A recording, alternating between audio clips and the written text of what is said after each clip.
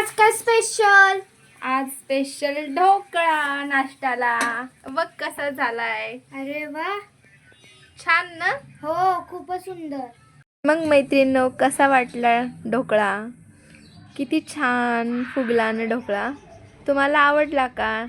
मी ना ढोकळ्याची पूर्ण रेसिपी कधी परत बनवला ना ढोकळा तर मी तुमच्यासोबत नक्कीच शेअर करेल. आता मधीच माझी मुलगी म्हणली की मम्मी आता इथून तरी पुढचा व्हिडिओ तू बनव ढोकळ्याचा.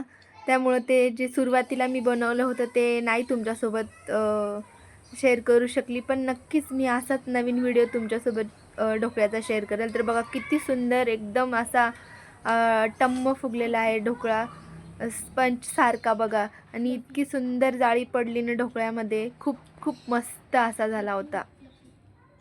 टमटमीत फुगला होता छान असा. आणि बघा मी कट करत आहे, किती सुंदर कट होतो, एकदम असा लुसलुशीत आणि खायला पण खूप सुंदर झाला होता.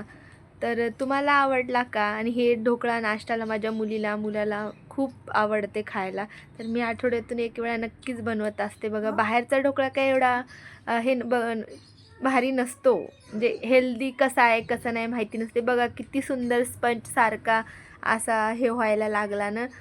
आणि याच्यावर मी तडका करून घेतलेला आहे. हिरवी मिरची, मोहरी, कढीपत्ता, साखर असा छान तडका करून घ्यायचा.